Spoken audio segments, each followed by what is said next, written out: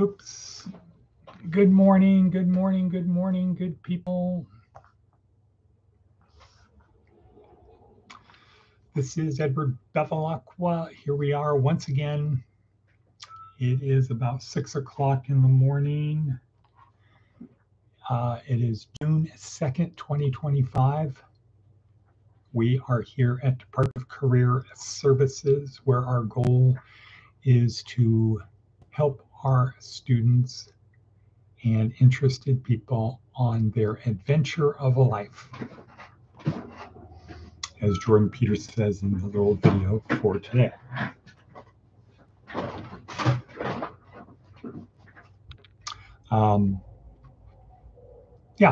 Okay. So again, it's about 6 o'clock in the morning, Monday morning, June 2nd, 2025. It's going to be another hot one out here today. And this is day one of week 3. So week 3, day 1 in our neuroscience-oriented approach to success outside my skull-size kingdom.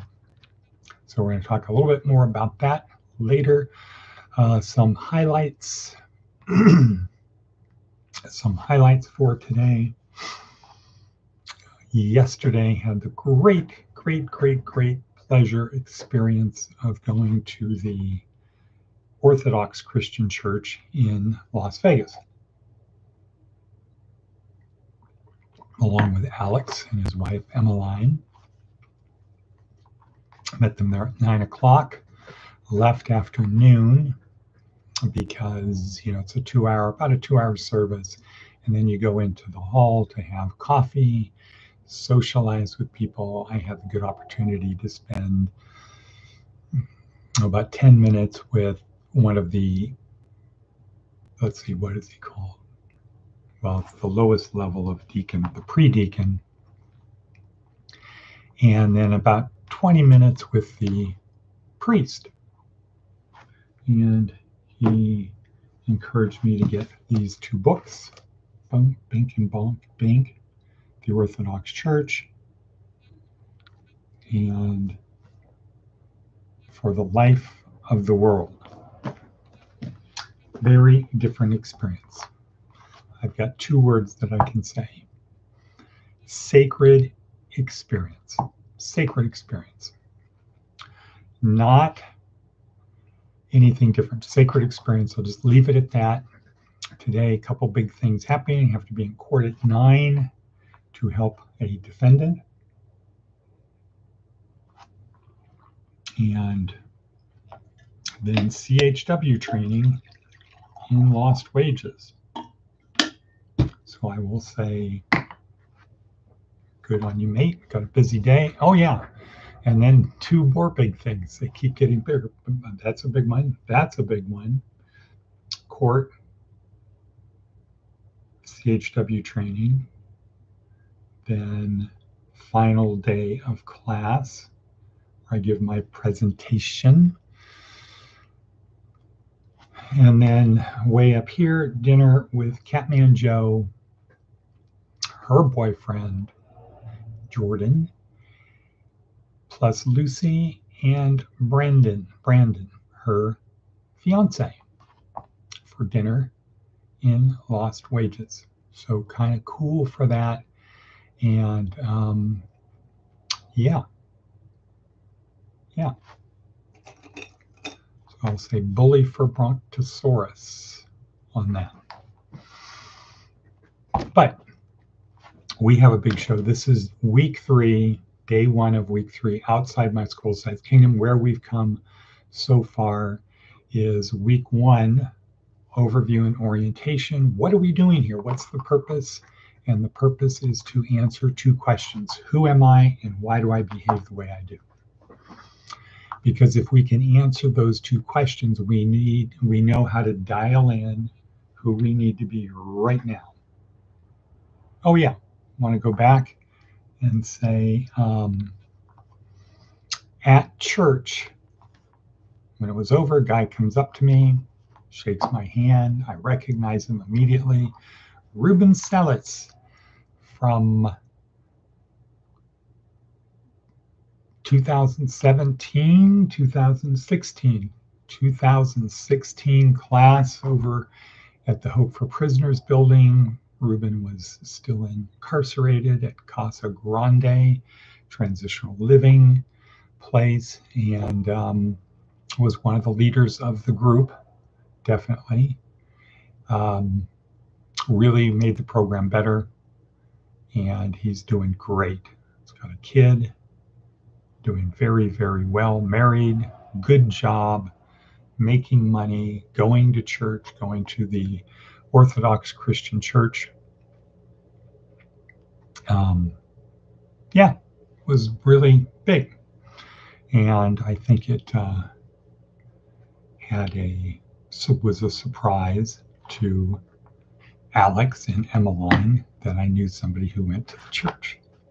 Okay, cool. So anyway, yeah, that was a nice part of yesterday. And then got a bag of donated clothes from Brent Lewis from Trinity Church.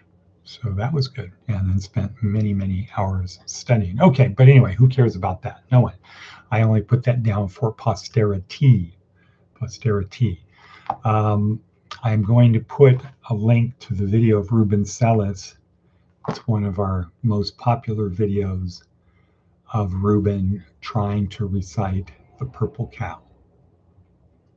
And he goes through 10 minutes of take. And the purple cow is, I never saw a purple cow. I never hope to see one. But I can tell you anyhow, I'd rather see than be one. So yeah, great thing yesterday with him. And anyway, onward and upward, outside my skull-sized kingdom. So week 1, overview and orientation. Who am I? Why do I behave the way I do? If I can answer those 2 questions, I can dial in who I need to be right now. Week 2, called inside my skull-sized kingdom, we learned about neurons, neurotransmitters, reticular activating system, and how these things work together to help us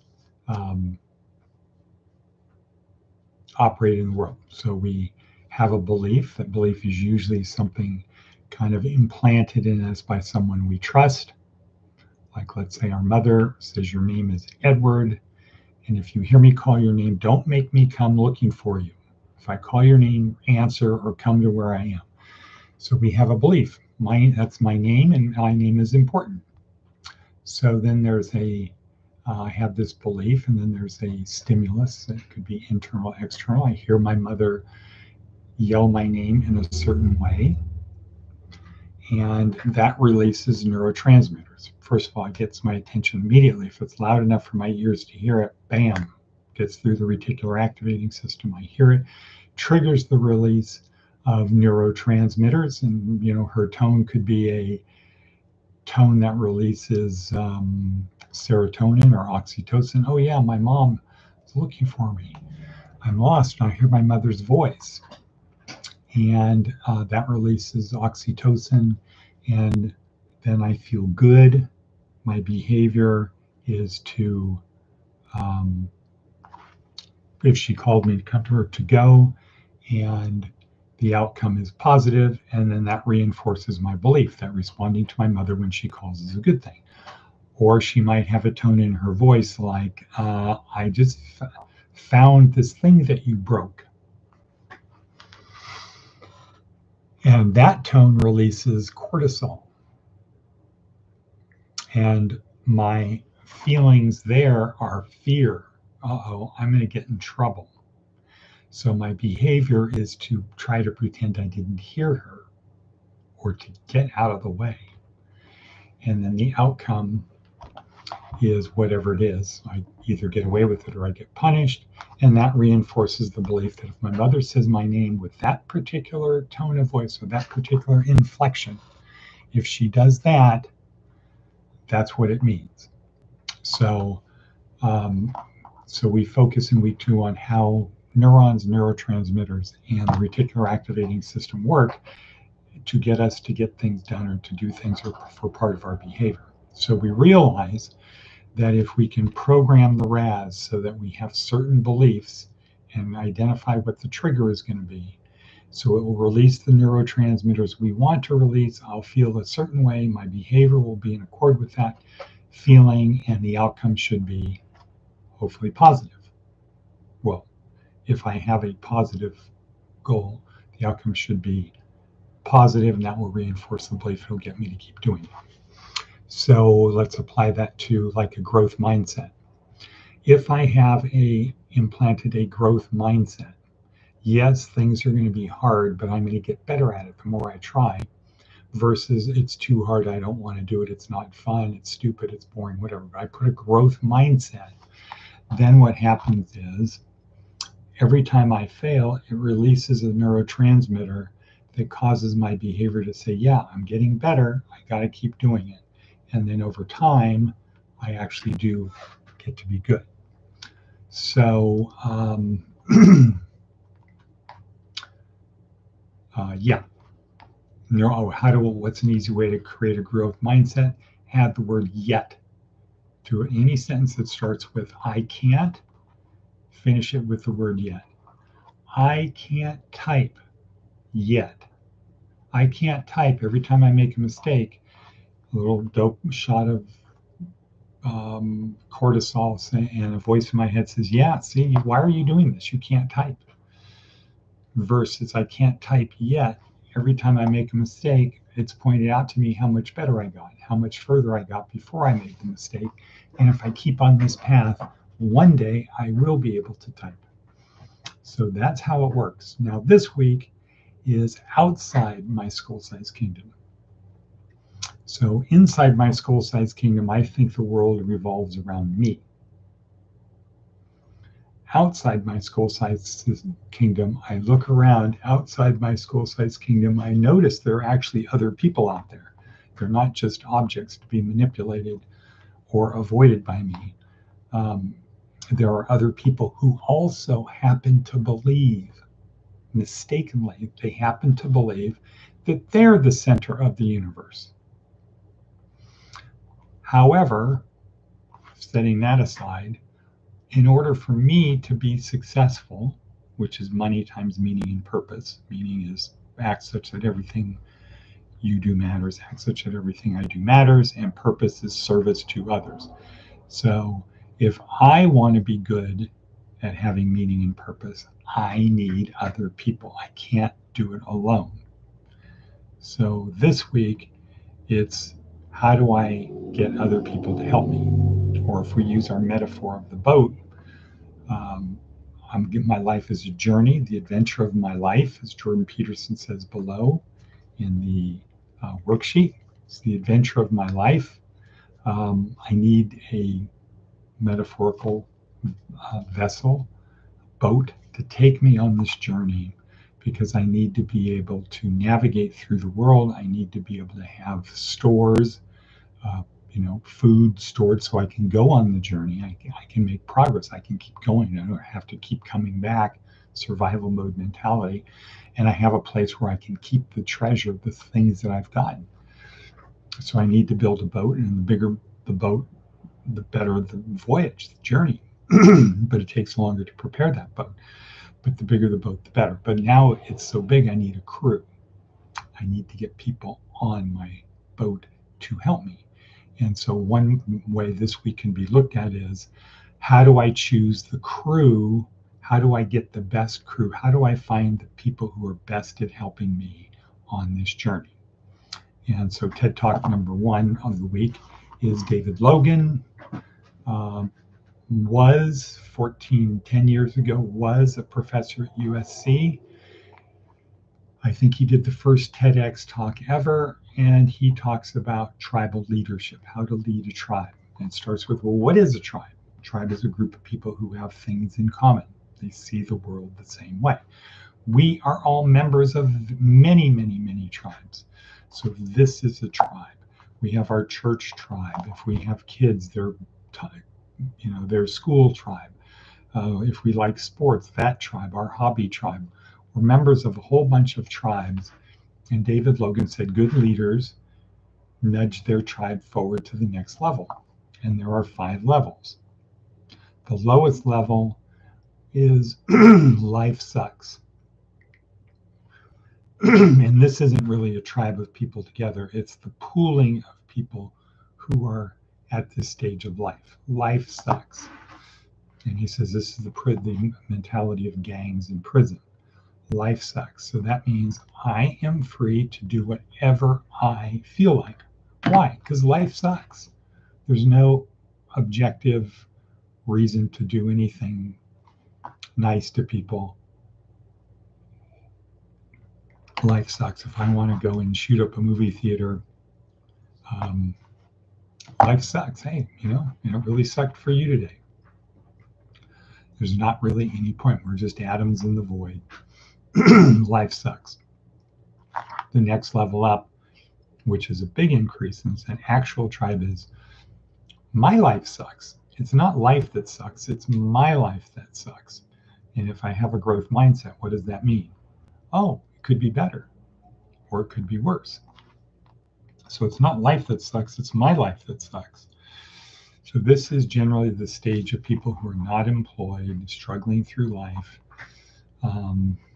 They're very frustrating. The next level is I'm great, you're not. Stage 3. I'm great, you're not. And the key thing is the you're not.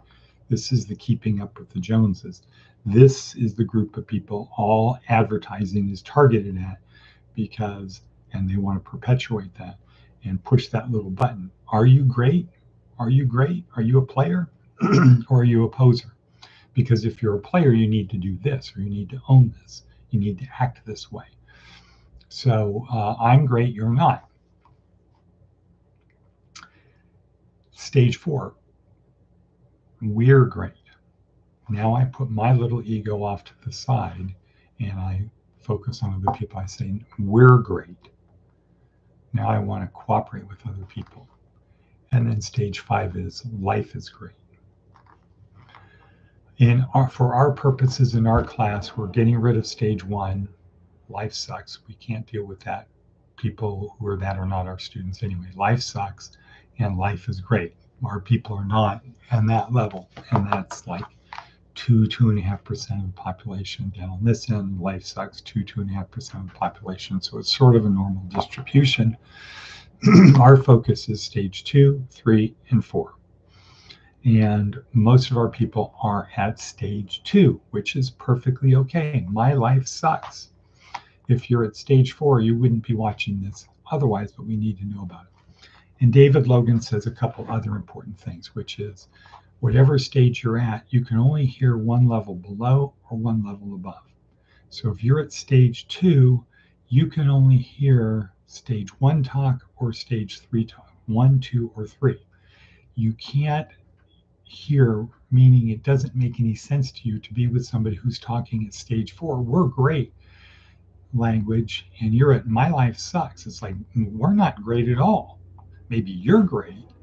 I'm not great. My life sucks.